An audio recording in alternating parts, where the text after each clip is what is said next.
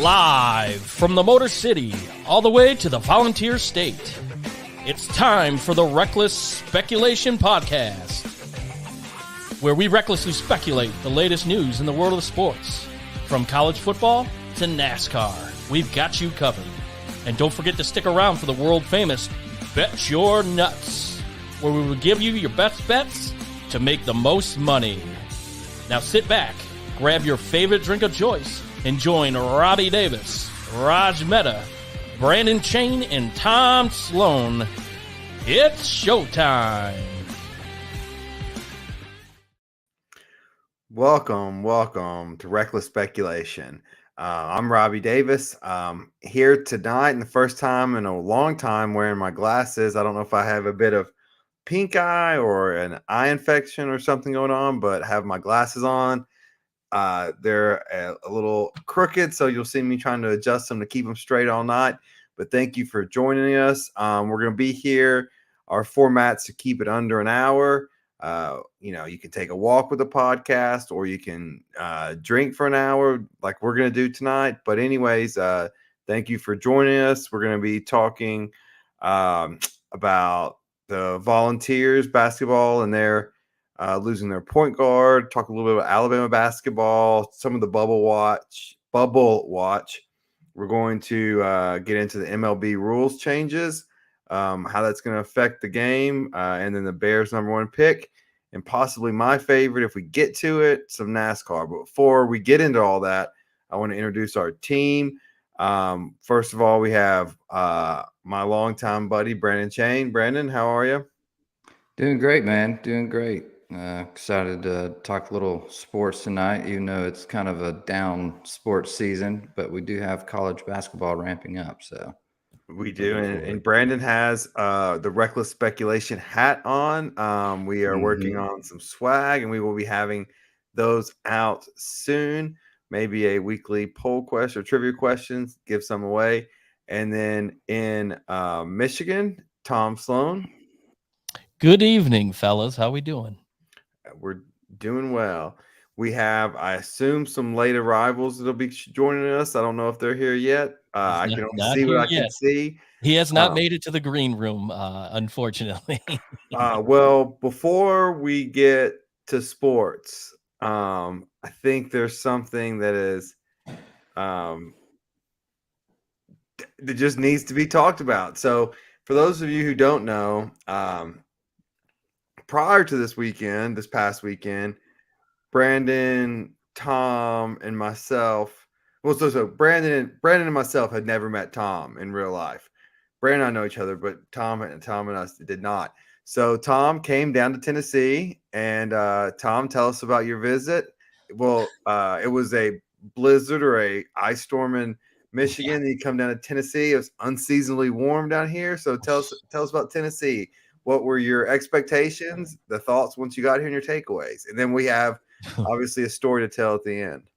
Well, I'm familiar with Tennessee, being that I have some family down in the Knoxville area. So I'm pretty familiar with it. So, yep. I mean, anybody that was listening or watching last week knew that there was a power issue, and we lost power a couple of times. Hopefully it didn't affect the show too much. So with that being said, we hit the road on Thursday morning and got into Chattanooga. It was about 6:30, and no sooner did we get out of the car, we get a call from our good buddy Rich Jasper and saying, hey, we don't have power. So it goes all day, no power.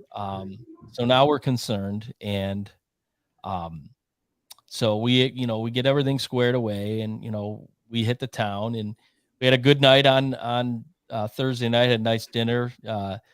Then Friday we get up early. We're in Chattanooga downtown, and Brandon meets up with us, and then we go over and we meet Randall, and all is good. And we go back and go out to dinner, and then I get a call that I was not looking forward to hearing.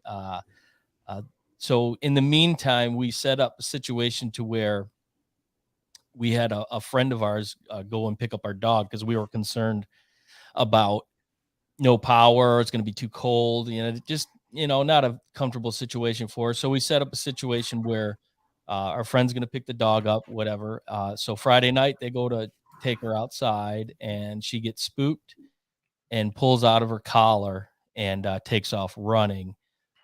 So they wait about an hour and a half before they call, because they were trying to, see if they could get her, but unfortunately they couldn't. So he makes the call, and so we're sitting at dinner, and I see who's calling, and I'm like, uh-oh. They have a pretty big dog themselves, so we thought that maybe there was an incident where they got into a fight. Well, that wasn't the case. She gets off her collar and takes off running. So needless to say, that put an end to my Tennessee trip. Unfortunately, the wife and I got in the car, drove 9 hours straight through, got back to Michigan Saturday morning around 8:30. Started the search, and unfortunately, here we are, day 6, and she still isn't home. The encouraging factor here is that she's been spotted several times. She has not gone too far away from where she took off from. So we have an individual from this area that is working with us. They're called the South Lyon Murphy Dog Recovery Group. They're amazing people, and they basically volunteer their time and efforts to go out and try to recover dogs, and they do this all on a donation base. They don't charge, but obviously this is going to be a donation. So she's on the scene, and we're very thankful, and she has a list of rules that we're not allowed to break, and they're pretty strict. So it's tough, and one of the rules is we're not allowed to go out looking for her, and that for the wife and I, that's probably the toughest thing to deal with, her being out there, not being able to go and look for her. So we're trusting the process, and hopefully within the next day or two we can recover her. Got a huge snowstorm coming tomorrow. We're expected 8 inches to 12 inches of snow. So not a very comforting situation, but the woman is very adamant that the elements don't affect her. So I'm trusting her, and hopefully we'll by next show we'll have good news. But definitely something to follow. And unfortunately, it caused an abrupt end to what would have been a really fun weekend of Tennessee baseball and basketball. But obviously, duty calls when you got, I don't have children of my own, so that she's like a daughter to me. So that was get in the car and just go. So it's been a pretty rough week. Yeah, it's always tough to have a dog missing like that. Do y'all remember the movie with Mel Gibson when his daughter gets kidnapped or his son gets kidnapped, and they're like, don't pay the ransom, then he goes off on his own and tries to Ransom. There we go.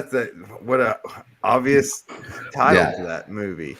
Yeah. I want to say, I'm not gonna say if it's good or not, because I remember it kind of. I don't remember if it's probably not that good, but anyways. Raj, welcome. Only 11 minutes late tonight, so hey, this one was actually fairly justifiable. I don't know what it is about people driving in the rain, especially actually being from California, they're worse. But people in Tennessee, like, it just washes away their brains.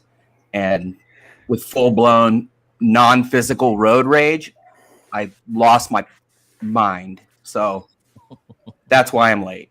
But didn't you text us you were home like a half hour ago, though? No, I said I was going to be home in 5 minutes, but then there was an accident and I spoke too soon. Oh, boy. Yeah. So you should have thrown them my cards. And then I'm like, no, your billboard was right in front of us, so we're good. There we go.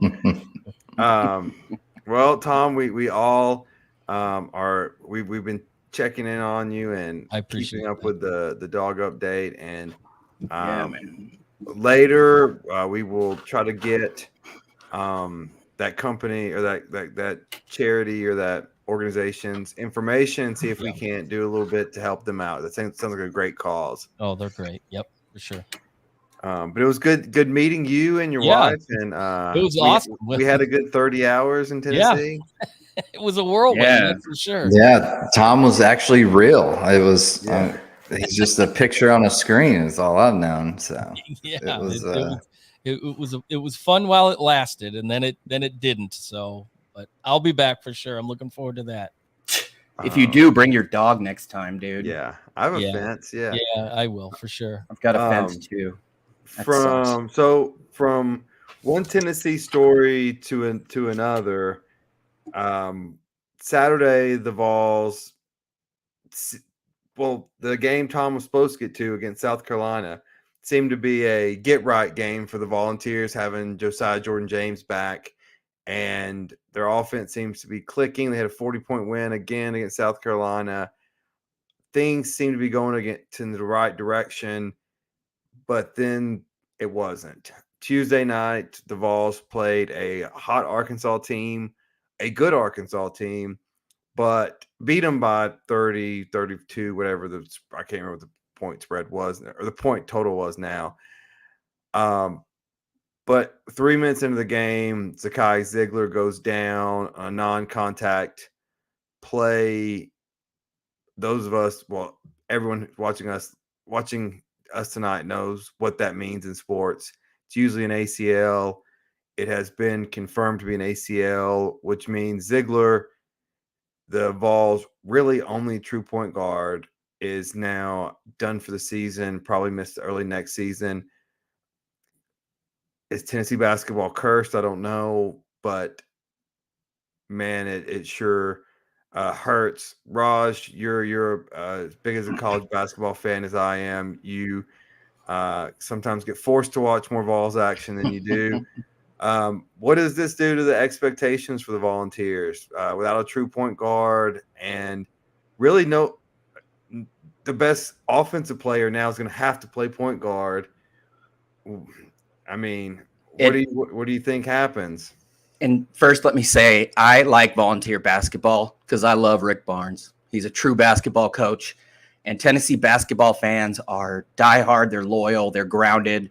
Whereas the football fans think they're winning the title every year, even when they're 2-38 the year before. But to answer your question, it ends them. It really does. I hate to say that because I like Meshack and a guy that's going to get more playing time. But like you said, Ziegler is their only true point guard. He's the only guy that can create his own shot. He's the only guy that can get into the lane and off that first step, penetrate and kick. He is easily their best man defender. In fact, a semifinalist for the National Defensive Player of the Year. He's a 3-star kid from Long Island who came to the South, and he is the inspirational leader of that team. He is the inspirational leader of that program. And in fact, Rick Barnes called him the DNA of their program. If that's not enough, you know, when you look at their best wins, which they're a great team, they're the #1 defensive team in the country. And like I said, this is their best defender, man or otherwise. Even in zone on rotation, he leads the country in steals, he's tops on their team in steals. You look at their biggest wins against Kansas. I wrote it down. He had 14 points and 4 steals. Against Texas, he had 22 points and 10 assists, and those were both wins. And then in the win against Bama, he had 15 points, 8 assists, and most importantly, 0 turnovers. I can guarantee you when they lost, like against Kentucky, he was keyed upon. Kentucky can match up well with their little point guard Wheeler. So it's everything, man. Like, who knows? Somebody could go Wally Zerbiak or Carmelo Anthony and just go nuts. But that's their true point. That's their best defender and the only guy that can create his own shot off the dribble or otherwise. That's tough, man. That's real tough. Yeah, I agree. And I think you saw the second half against Arkansas. Yeah, this team is good enough to play well for a half or for a game. But without him running the show, without him pestering the other team, it's just not, you just can't win in March 3 games in a row, 4 games in a row, 5 games in a row without a proven point guard. It's just not the way this tournament works. And more important than that, you are Vescovy getting in foul trouble, one game in foul trouble, and you're going home. And so, unfortunately, yeah, it's sports, but yeah, I agree with you. I do think this, in all intents and purposes, ends the Vol season. Now they may, if I'm them, I'll play BJ Edwards as much as I can at Auburn, see what you got. But it is what it is. It's another great regular season and probably an early tournament exit. But this is one that it's idiotic to blame it on Barnes, but this is not one you can do. Moving from one injury situation, I just want to keep going back to this Alabama situation. There was now the latest, the pat down entry to the game, wherever, they introduced Brandon Miller and they did a pat down, like a frisk in the entry line, like just kind of mocking this whole situation. And I guess the question is there just no adults in the Alabama or basketball program or athletic department? Raj, I'll throw it back to you. Just kind of get your take on it before we get to the legal aspects. What do you think about just the adults in the room? I mean, it's pretty clear that Alabama's taken on a win at all costs, reputation be damned perspective. I read that Alabama called this, quote, a group decision to allow Brandon Miller to play those 2 games, since it came out only in court testimony that he was not only on the scene, but came back to the scene and provided the weapon that was used to kill young 23-year-old mother Jamia Miller. I question University President Stuart Bell. This isn't a group decision, man. Like, this is your decision, and we've heard nothing from him. In fact, in reference to your pat down, what you just referenced and referred to, rather, Nate Oates is the only voice we've heard. The head basketball coach is running PR. In general, that's a horrible situation. Under these circumstances, it's absolutely nightmarish. And you see what happened. The first time he came out and he said, wrong place, wrong time. Horrible thing to say, backtrack same day. Then when this TSA pat down pregame happened, routine, they'd done it once before, but come on, man. They all should know better. Oates again said, my bad. This isn't a my bad situation. This is just, basically, I don't want to use that analogy, but the guy who should be making decisions and being the voice of the program and of the university hasn't said a word. So how can we not think that Alabama's selling their soul to win games? Quick. Jane, what do you think about kind of what this looks like for just the Alabama athletic department? And like what Raj said, like, where's the university president or chancellor on this? Like, your star player brought a murder weapon, allegedly, to a teammate who allegedly or is charged with murder, and then not even a half suspension. Yeah, like I said before, it's unbelievable, this situation. Like, how can he not be charged with anything at this point? Cover-ups have been going on in sports for decades now. This whole new last 5-10 years with social media is exposed a lot, and everyone's under a camera at all times, and word gets around, and it just seems like just another day at Alabama almost. Like, I'm not accusing them of any past cover-ups that they could have or possibly have done, but this one's in the public eye, and it's like in our face. Like, we don't really care. Like, we're gonna just move forward. Like Raj said, they're selling their soul and trying to win whatever they can and get the best out of this kid. And it's just unfortunate that the team has to go through this and the whole situation. So I don't know. I don't know what else to say. I mean, something's got to be done. Yeah. Well, Raj and Tom, get on here. I want to talk to Raj. So we're gonna have a discussion with Raj real quick. Then Tom, I'm gonna pose a question to you. So I don't want to nerd too much out on this, but let me read. Raj, you went to law school and you made the wise decision to not practice law. But let me read you the statute. So this is accountability for behavior of another accessory. So this is the Alabama criminal statute. Alabama. Yes. Usually it's called accessory before the fact. They have just a different term for it.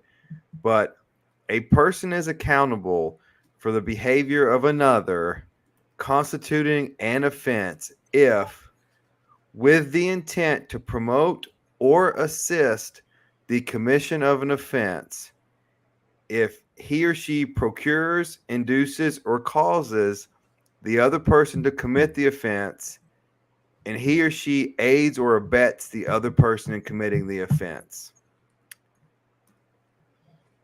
To me, that sounds like he can be charged if they want to. What are your thoughts hearing that statute? Yeah, I mean, I'll just caution people that aids and abets is not taken individually. Of course, it's viewed as aid him in the commission of the crime, but it's essentially not viewed that way. It's not that literal. Procure basically legally would be to persuade or to cause. So really, it just comes down to, did Brandon Miller know, or in most states, reasonably know? I don't know what reasonably know means in Alabama. Sorry, had to.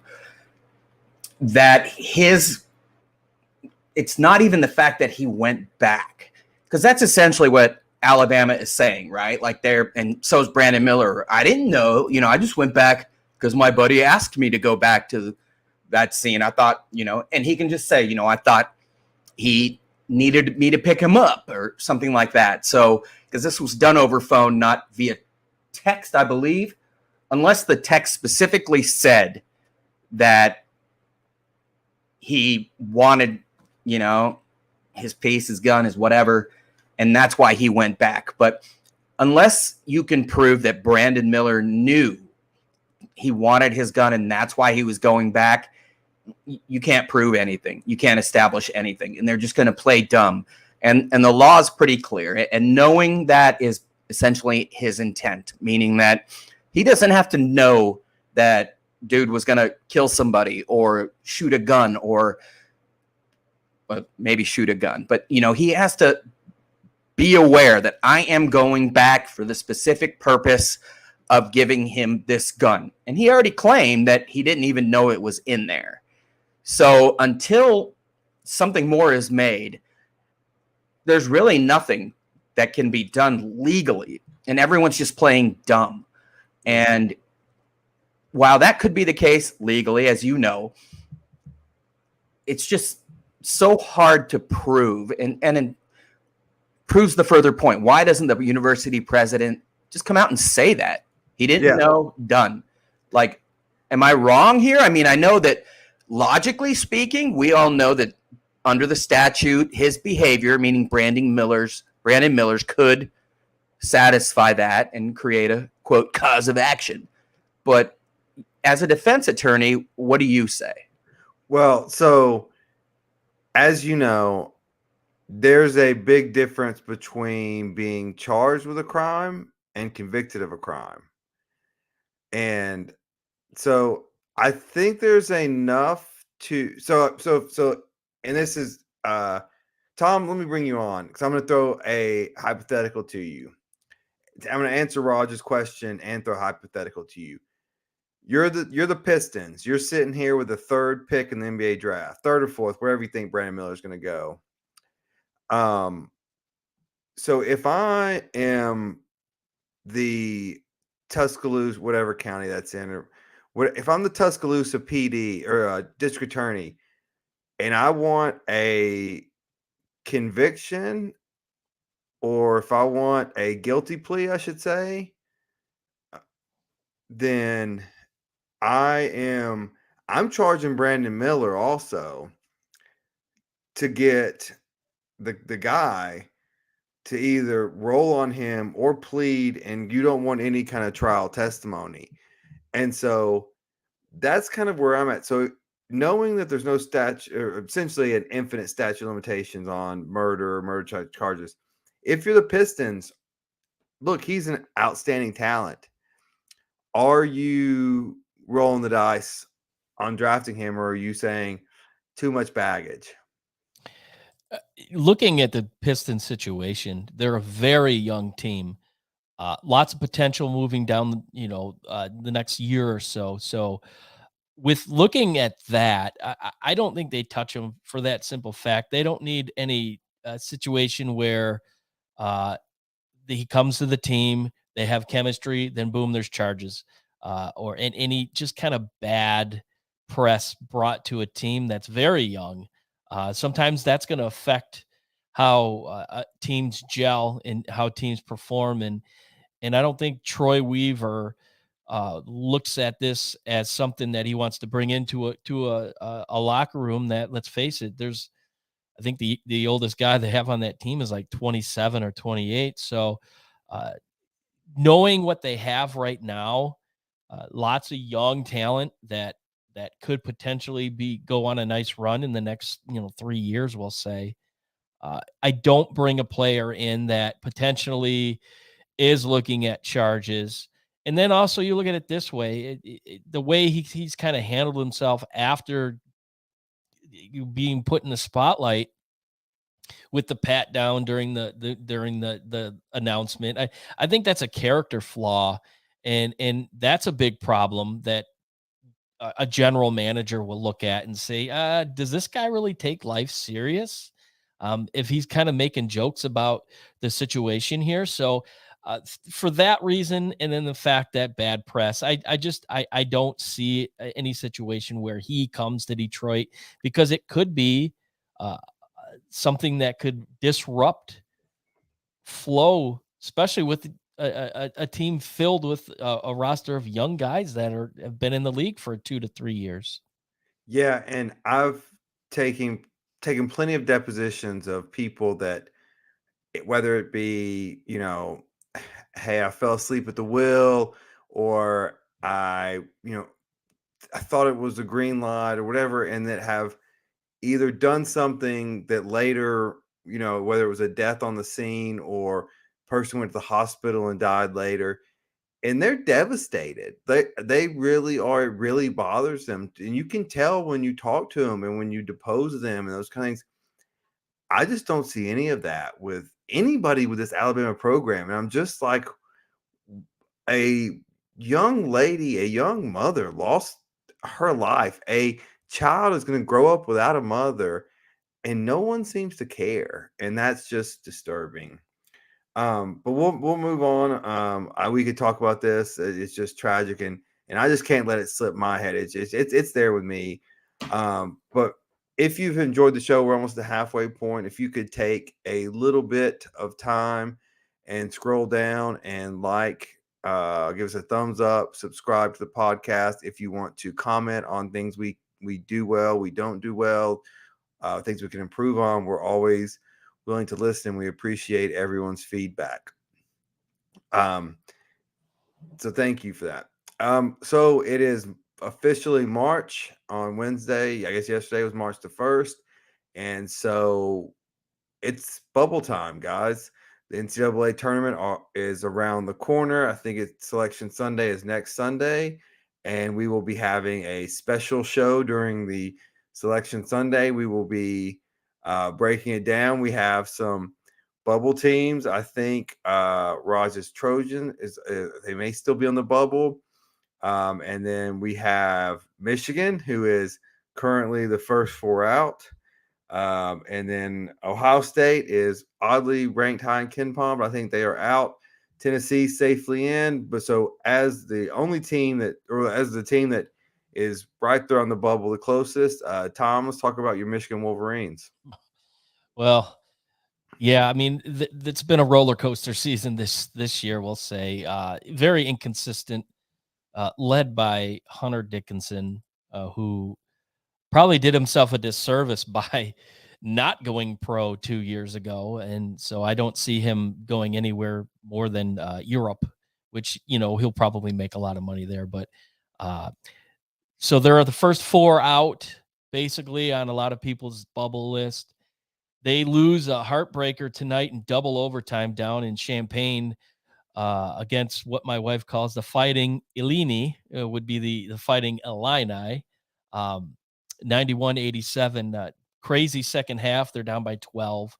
They fight to a lead late in the second half, and then they end up squandering it. So it at this point, with this loss tonight, I think that pretty much solidifies they're out unless they make some noise in the Big Ten tournament, which it's possible. The Big Ten's really down this year. Obviously, it's the SEC of basketball. Around here, we like to consider that, and they just haven't lived up to the conference hasn't lived up to its name much this year. So if they can find a way to make some noise in this tournament, little cut, love you, babe. I think they can get in, and I think the only way they get in is if they get to the finals or win it outright. But other than that, I don't see them getting in, and this loss pretty much solidifies it for them. Unfortunately, I think they were down and out a couple times this year, and they fought back, and today's loss is probably the nail in the coffin for them. Hey, Christina just gets wife of the year. She's probably the only wife watching our show right now. She needs a good distraction too. Yeah, so thank you for watching. So Raj, USC, it's projected to be a 10 seed at the moment. They have Arizona at home. That's a win and you're in, you're good. But then a dangerous Arizona State team coming out back after that, which that could, if USC loses to Arizona, the winner of that game, USC Arizona State, that could be the team going. Yeah, man. By the way, my bet your nuts would have been Arizona State plus 11.5 at UCLA. Right now it's 31-28 UCLA, but Arizona State was awoken from the dead on that 60-foot, half-foot buzzer beater at Arizona. SC did beat ASU at ASU, and they beat them handily. It's kind of funny. They were actually up like 24 very late, and Arizona State scored like 13 or 14 points with under 2 minutes left. And I said at the time, like, if this matters, all the people in the world are going to see are that score. And the game wasn't even that close. They were killing them. But that doesn't matter. Now what matters is ASU. And yeah, if it comes down to that, it's one game. And anything can happen, especially with 18-year-olds. For USC, if they beat Arizona tonight, I think they're solidly in. Ken Palm 32, they are one of the best, like Tennessee, defensive teams in the country, whether it be when it comes to the metrics and statistically and defensive efficiency and blah, blah, blah. They could be better at perimeter defense, but inside the three-point line, I think they were number 2 in the country at defensive efficiency. Some good wins, some narrow losses, including to a very good Tennessee team, probably at their peak. You were there in the Bahamas, but, moral victories don't get you in. So I would hope they can win tonight. It's a bad matchup with a very tall, experienced Arizona team. And if they do, I think they're in. Otherwise, they have to beat ASU and probably get 1 or 2 in the Pac-12 tourney, lose both, and you got to make the finals. And that's just the reality. Yeah, the Trojans gave the Vols all they could handle, went to overtime. The only time they were really challenged in the Bahamas, because the Kansas game was never close. and neither was the Butler game. And so, yeah, the Trojans, I walked away impressed. They have length. And if I'm not mistaken, that was without one of the 5 stars that has now been playing. Yeah, Vince Awukchu, he's a 5-star center. He basically is the epitome of everything you said. Tennessee still would have won. He's a raw kid, but yeah, he changes the game. They're 9-1 since he's been back in the lineup, and we're still finding out how good he can be. Yep. All right. So Brandon, I've got a question for you. So as a casual college basketball fan, which most of America is now, it's pretty much the tournament. This time of year, you'll start to tune in. So on the bubbles, we got last 4 in, next 4 out. So the first one out is North Carolina, and one of the last 4 in is Boise State. Would you rather see the North Carolina get in and see if they can make a run, or do you want to see, hey, let's let some of the more teams that don't get in often, or do you want the big names even in the high seeds and see if they can make a run, or do you just I just want kind of chaos? I don't mind the big names getting in if they deserve it. Obviously, they've got a big game Saturday against Duke. If they can pull that off, I think they're in. But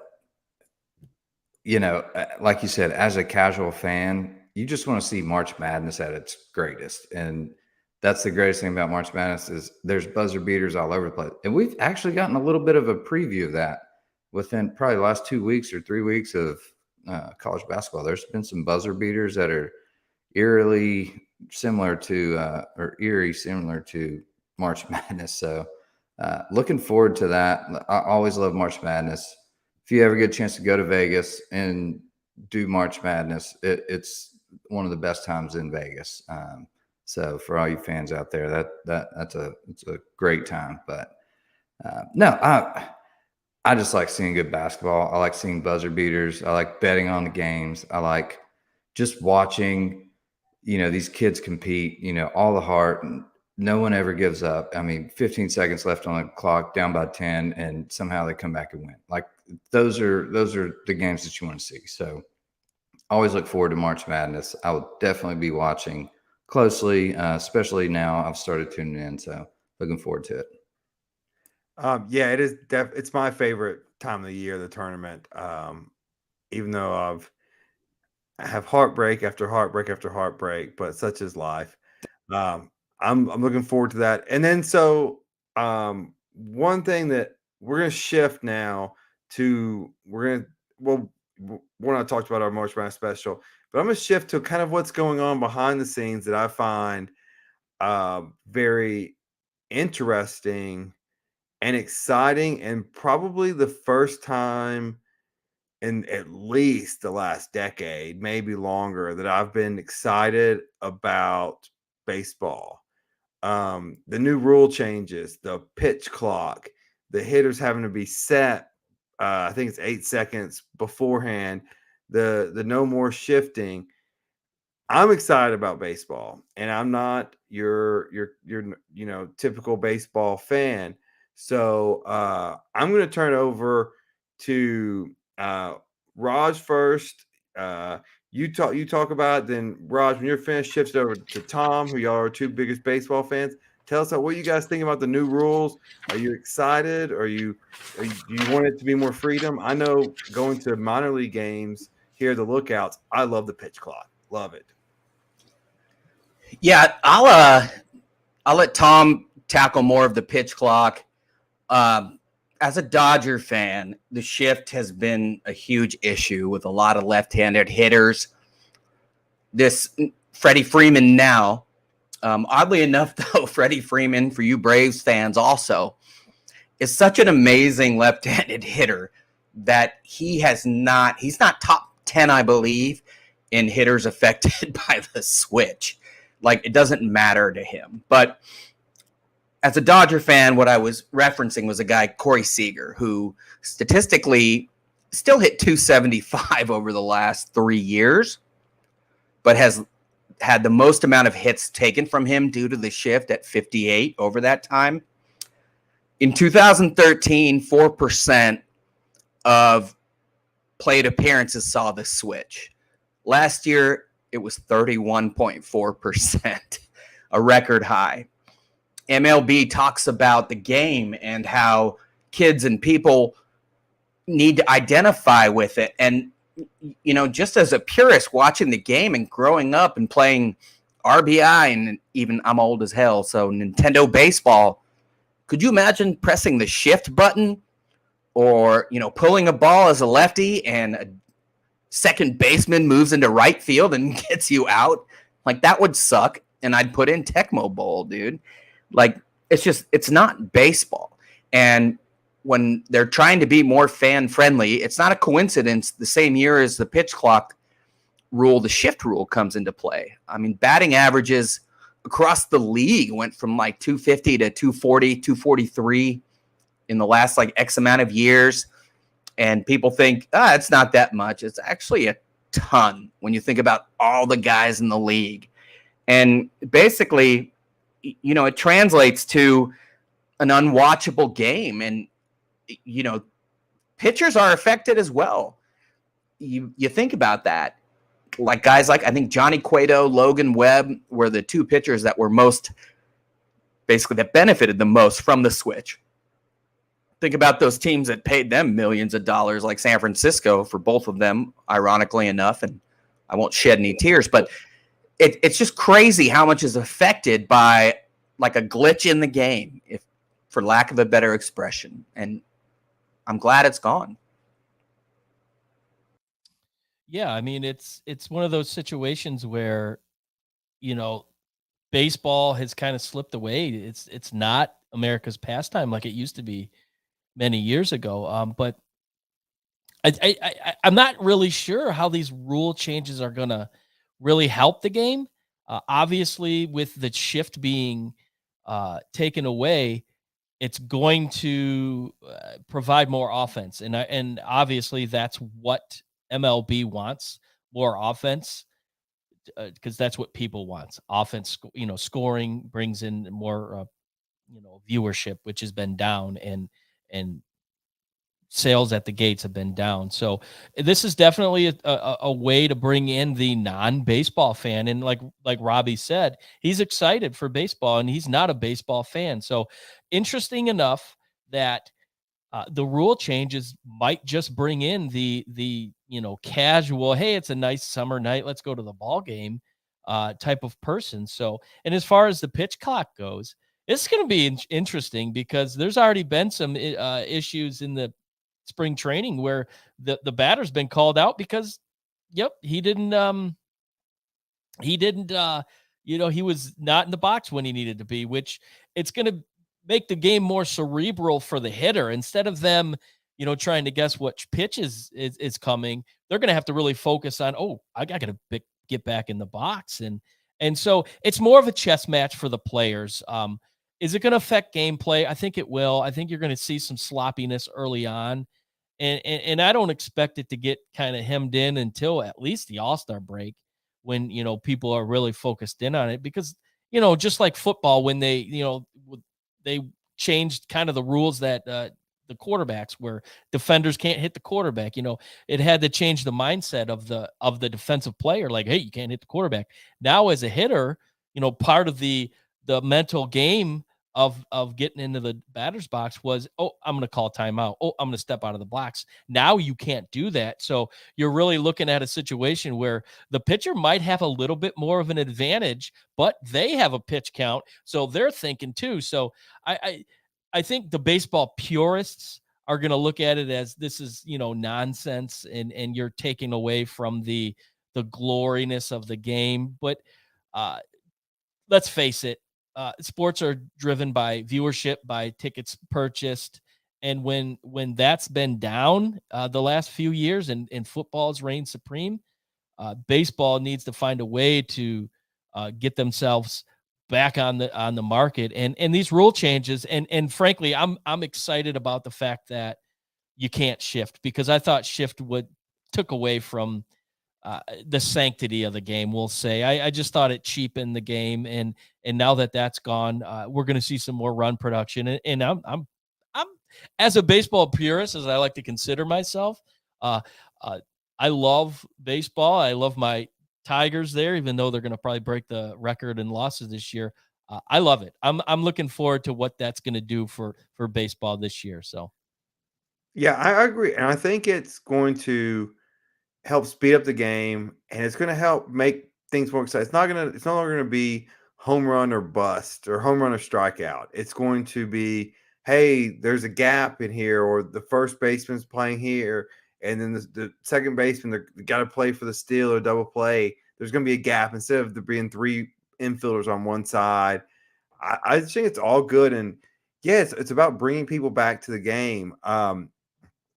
So, for instance, Fontana in NASCAR this weekend, I'm always going to find my NASCAR plug. Fontana was sold out this weekend in a very, very, very cold Southern California weekend. And for people that have lived in Southern California, they don't like the cold. But for there to be that many people there, NASCAR was the first sport to come back after the COVID shutdown. And it got eyes on because they were doing game and play. And that excitement just for something to watch breeds fandomhood. And then this baseball's got a chance now to win back some people that used to like baseball but stopped. And so I think this is a great thing. Like I said, person who mostly goes to minor league games, I love the pitch clock. Let's get in and out of here.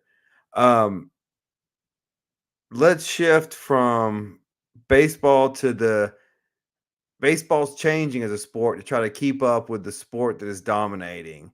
Already on the radio, you're still talk about Aaron Rodgers, what he's going to do, what the Jets going to do. Let's talk about the combines going on right now. The Bears.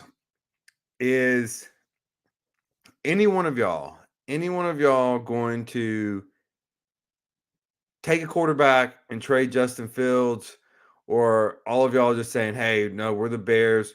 We are trading, getting much picks as we can. Shane, we'll start with you. What are you doing if you're the Bears at number one? It's a tough decision. Personally, I don't mind the trade if they do that. You've got a somewhat of a proven commodity. You kind of know what you're working with. And yeah, he's been slow to progress, but he had a pretty decent season last year. So, you're taking risks on these college guys, doing all the measurables, trying to figure out, what the perfect quarterback's going to be for the stats, and that necessarily isn't the case. So I don't mind them trading and trying to actually get some weapons around Fields or some offensive line, trying to help him out and actually make him succeed. So that doesn't bother me. I mean, there's tons of people that would trade. Top four in my eyes. Colts are kind of on the fence because they do have the 4 pick, but they're anxious to get a quarterback. I don't see them trying to bring back in another veteran, and they've been that road too many times, and it's just not worked. So Colts, Panthers, Raiders, Falcons, those are all within the top 8. I think those guys could make a trade up. They've got the capital to do so and make it a little bit more interesting. But I don't mind the trade for the Bears, but I also see the other side. Fields has been slow to get to the game, and he played well last year, but you look at what they've put around him, he hasn't really been in a place to succeed. So the Bears quarterback situation for the last 5 years, 8 years has been atrocious. So it's tough to see. Yeah, I mean, the thing, if you're the Bears, you passed on Mahomes to get Trubisky. They traded up to get Trubisky, which is no one even was looking at Trubisky, and they traded up to get, which they could have got at the same spot. They were like, what, 6th pick or 7th pick that year? They could have got Trubisky at that pick. It was the worst trade up I've ever seen. You won't see anything that dumb at our fantasy football draft. That's how dumb it was. Yeah, exactly. So, Tom, you're familiar with teams screwing up the quarterback position. Look, so you're Chicago. It's in your division. They took Fields, the number one pick, 2 or 3 years ago, and here they are back at the number one pick, which leads you to believe things aren't working out. So what do you do if you have the Bears pick? Do you go with Young, Clout? What do you do?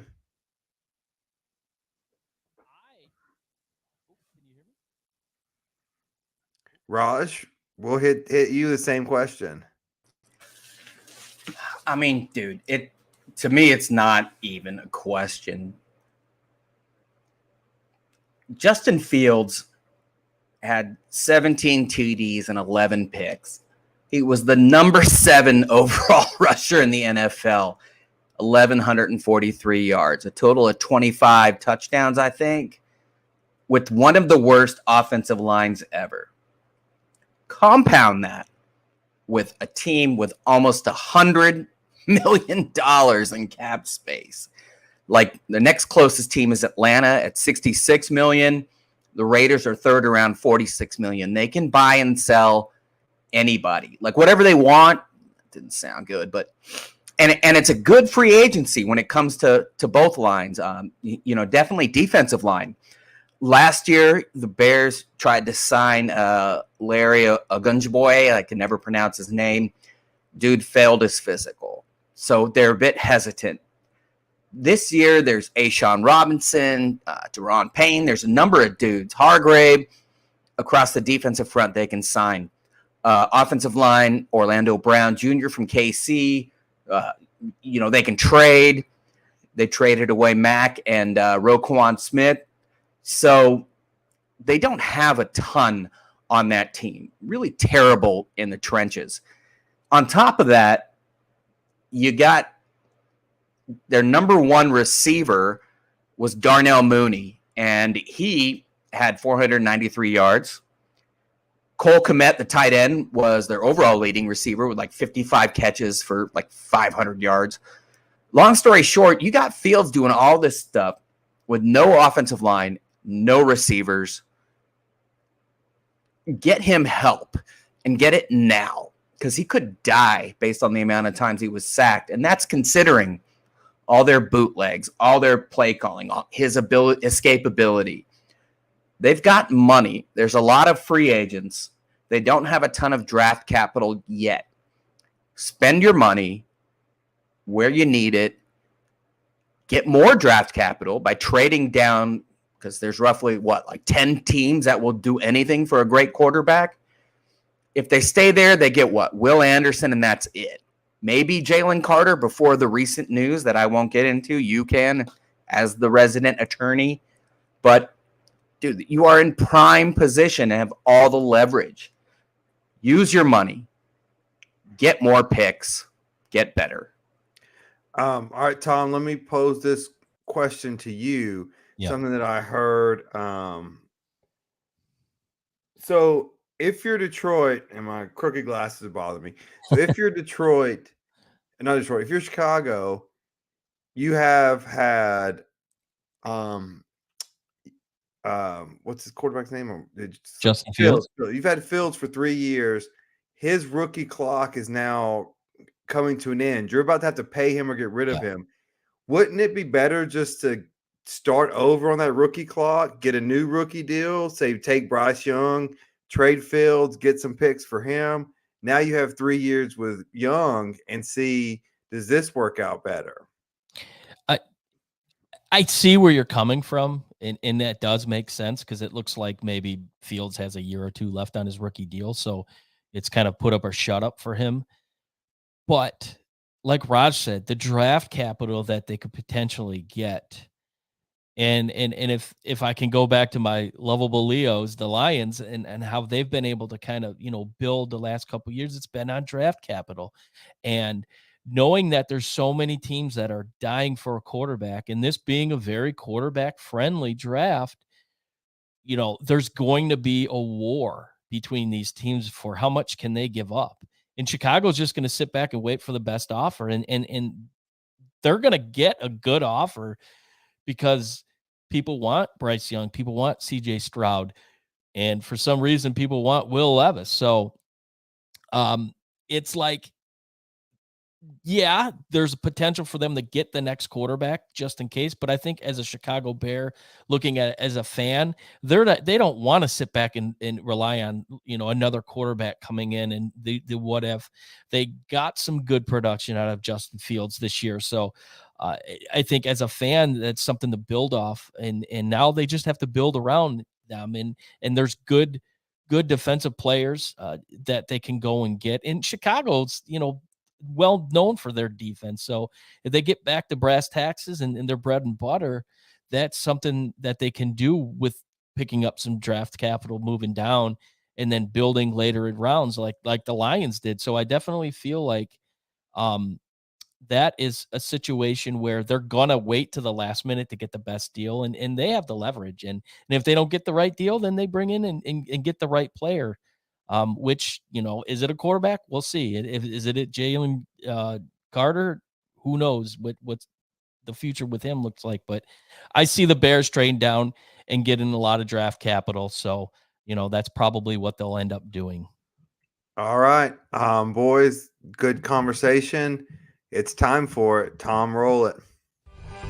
It's time for Bet Your Nuts. Brought to you by Rivers City Media.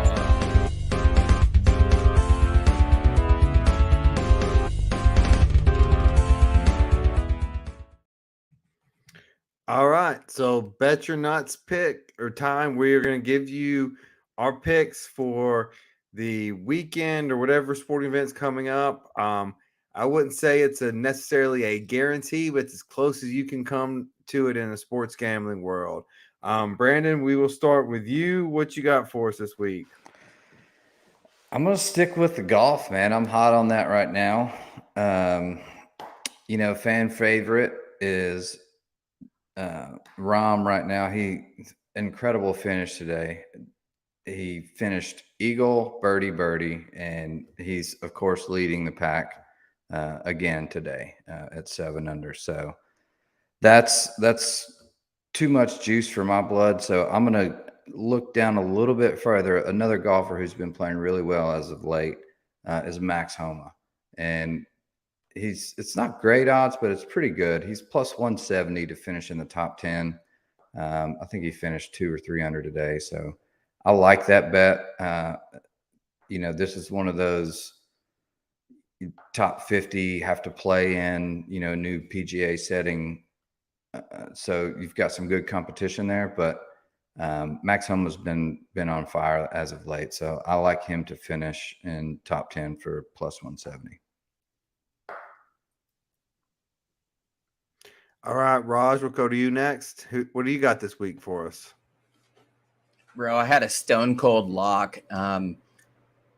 It was Longwood against Campbell in the Big South quarterfinals. Tomorrow, Campbell's getting 5.5 points. Longwood beat them by 27 at Campbell and 24 at home or something. But I think Longwood just barely beat 1-16 in Conference Presbyterian. So I guess Longwood has a big injury. Obviously, I didn't prepare much for this segment. So I don't know why Longwood's only a 5.5 point favorite against a crappy Campbell team, but that's my Bet Your Nuts. Not my nuts. Maybe my neutered dog's nuts, but that's what I'm going with. And that, boys and girls, is what you call reckless speculation. Tom, what do you got for us? This week I'm going to go to Sin City where NASCAR is heading, and I'm looking at the last 10 races. This is my brain work. This is my philosophy. I always look back the last 10 races and who's been successful in the last 10 races. Well, no, none other than Joey Logano has 3 victories in the last 10 races in Las Vegas. So Logano is sitting at a plus 800. Go Logano, big time. Which, side note, my bet your nuts last week, it hit. So my philosophy worked last week. Let's see if it continues to roll this week. So Logano plus 800, book it. I am also going to Sin City. I'm going to give you a car, but with slightly better odds, who has also been successful here in the past. And that's the thing with NASCAR. Look at what cars, owners, drivers have been successful because they're good on these size tracks. I am going Truex Jr., number 19, and he is going off at 12-1. I think he won in the Coliseum and has shown okay. I think he brings it back to the green flag, the checkered flag, I should say, on in Vegas. So I like Truex Jr. Got Kyle Busch last weekend, and then also got the Xfinity driver. So feeling good on NASCAR bets this season so far. With that, so we are at 1 hour and 1 minute. So we're gonna get us out of here. I will start with my final thoughts, and then I'll let you guys wrap up.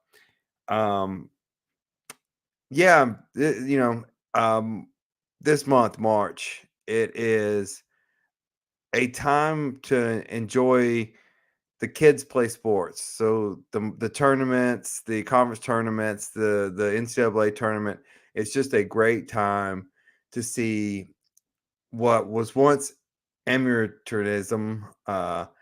Now it's a little bit, semi-pro, but it's good to just for the love of the game and see the fans and see everything. I just love this time of the year, and then rolls over to the Masters coming up quickly. So as much as we all love football season, there's a lot to enjoy in the spring. It's getting warm in Tennessee. So I'm just looking forward to this time of the year and what it comes to bring. And good meeting Tom over the weekend. Good to make new friendships, and his wife Christina, and also hope you guys find the dog.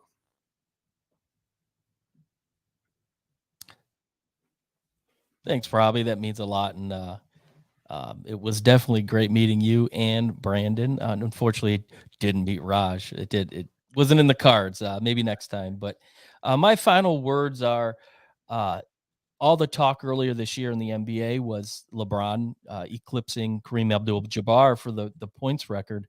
But I'm going to go no further than downtown Detroit, the University of Detroit Mercy, Antoine Davis, who's on the verge of breaking the NCAA points record held by Pistol Pete Maravich. So UAD doesn't get much pub, obviously, in the Horizon League, a lower Division I, school.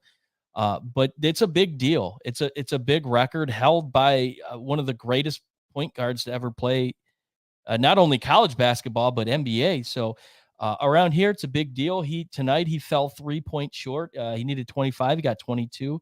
But my final words are, this small school that doesn't get a lot of pub, now it's getting some pub with Antoine Davis, and looks like he'll get it in the next game, which is really cool for the conference. It's really good for this for the school. So it's Antoine Davis 3 points short of the overall points record for the NCAA held by Pistol Pete Maravich. So I'll kick it over to Brandon. Yeah, so bring it back a little bit. I am a fan of the pitch count in MLB. I know I didn't get to speak on that. Not a huge baseball guy like these guys, but I'm a fan of the pitch count. Saves roughly 25 minutes or so of just nothing, like pitchers walking around the mound, batters, strapping up their gloves. It's just, a waste of time. So I'm a fan of that. I am not a fan of the switch change. Like, I did like the switch rule. Like, it forces a hitter to, change his style a little bit and actually, show a little bit more athleticism, in my opinion. Now, I get the purists love, the old rules where, go back, you can't switch. Get that. Anyway, I'll get off the soapbox. That and looking forward to March Madness. This is when I tune in to basketball, college basketball, kind of like playoffs in MLB and, World Series. So big time, big things ahead. And as Robbie mentioned, we got the players coming up next week, and then the Masters is not too far around the corner. So looking forward to some golf.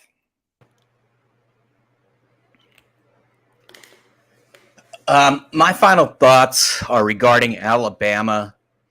As an Indian American and with a father who's a doctor and a sister who's a doctor, I knew one thing, despite my solid weighted GPA and somehow getting into the number 7 public school in America, flex.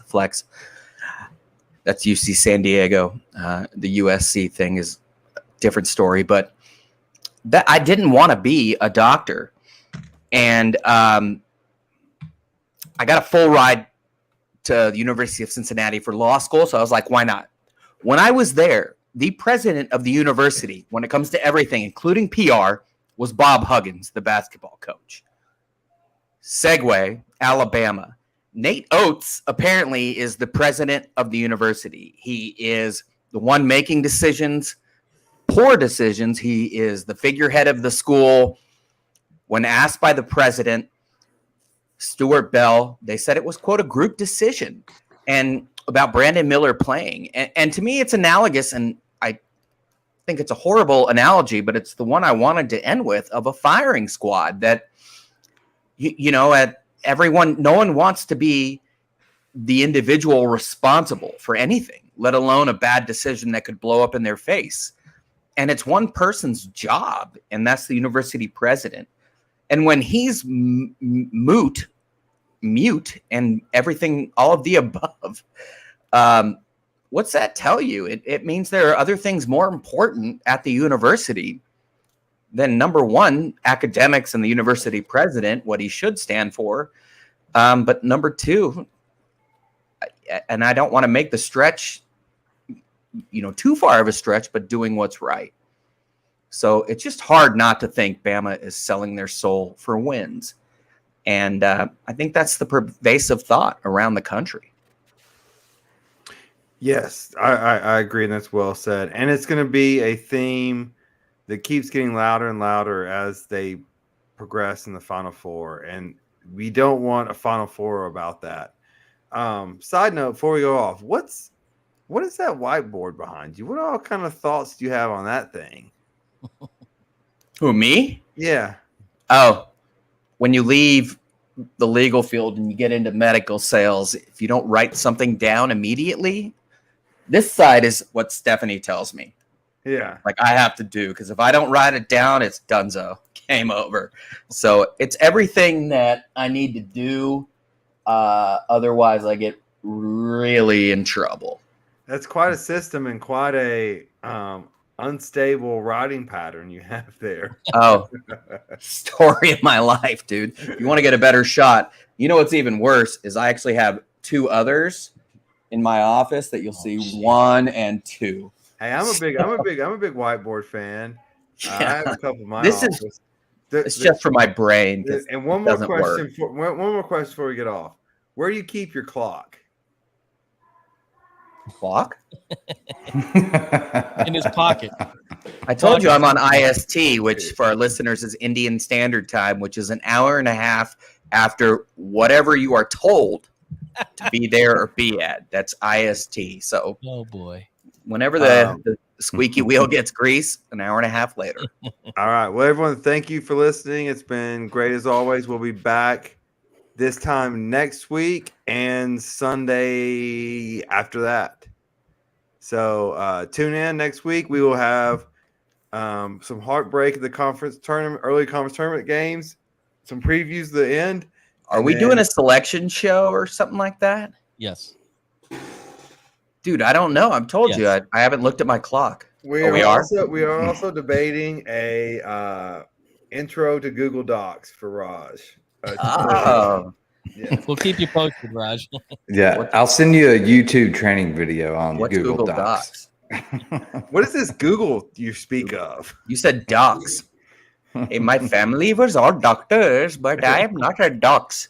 What is docs? All right. Thanks, everyone. Cultural appropriation. See you next week, everyone. See you guys.